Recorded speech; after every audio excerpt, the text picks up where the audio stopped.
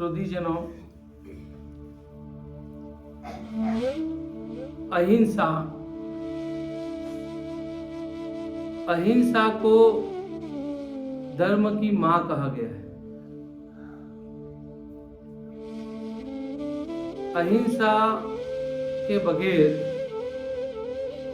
धर्म की कल्पना नहीं की जा सकती है।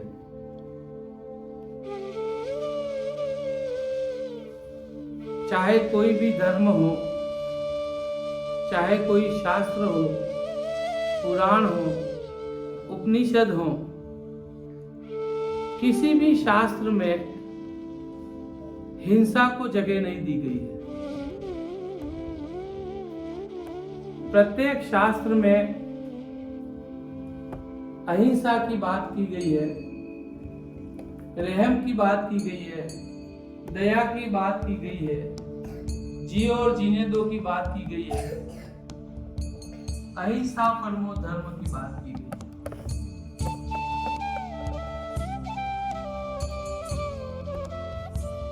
अहिंसा के बगैर कोई धर्म हो ही नहीं सकता। उसी वजह से अहिंसा को धर्म की मां कहा गया है।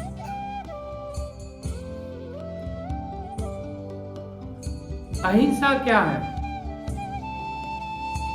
4 प्रकार की हिंसा कही गई है, उसको त्यागने को अहिंसा कहते हैं। 4 प्रकार की हिंसा में प्रारंभिक हिंसा, विरोधी हिंसा, संकल्पी हिंसा और उद्योगी हिंसा। हमें मानव जीवन में संकल्प हिंसा का तो त्याग प्रत्येक व्यक्ति को करना ही चाहिए। संकल्प हिंसा का मतलब है इरादा करके हिंसा करना।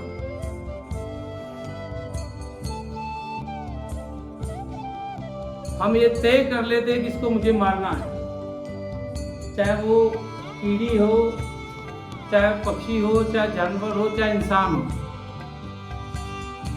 तो हम जब तय करके, इरादा करके, संकल्प करके भी किसी की हिंसा करते हैं, उस हिंसा को तो त्यागा जा सकता है। और प्रत्येक मनुष्य को संकल्पी हिंसा का त्याग करना चाहिए।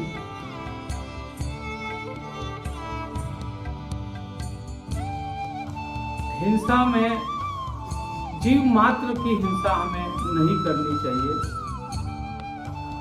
और जीव मात्र का मतलब यह है कि जिस भी वस्तु में आत्मा का वास है, चाहे वो 1 इंद्रिय जीव हो, चाहे 2 इंद्रिय हो, चाहे 3 इंद्रिय हो, 4 इंद्रिय हो या 5 इंद्रिय हो। मनुष्य कितने इंद्रिय जीव है? 5 इंद्रिय जीव। तो 1 इंद्रिय जीव की भी हमें हिंसा नहीं करनी है और 5 इंद्रिय जीव की भी हिंसा नहीं करनी है, क्योंकि प्रत्येक जीव में आत्मा का वास है।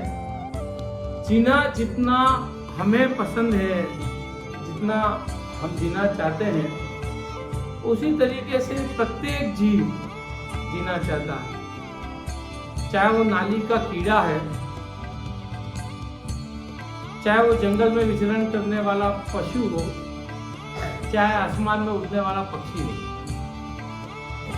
प्रत्येक जीव को अपने प्राण प्यारे होते हैं। वो हमारी तरह ही एक आत्मा है, हमारी तरह ही एक जीव है, और उसको नहीं मारना चाहिए, चाहे किसी भी तरीके से। हमें ये प्रयास करना चाहिए कि हम उसकी हिंसा से बचें।